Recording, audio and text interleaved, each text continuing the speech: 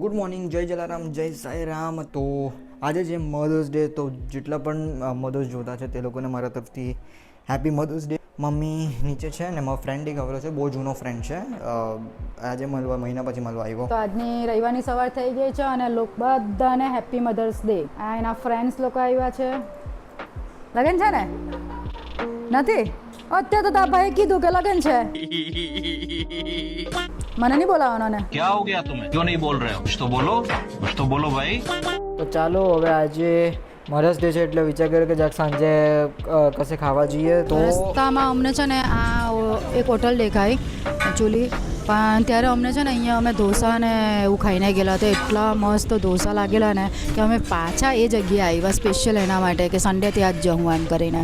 અને એટલા મસ્ત ઢોસા છે અહીંયા, તમને રિઝનેબલ પ્રાઇસ કરતાં બી છે ને તમને સ્વાદ એનો બહુ મસ્ત લાગે.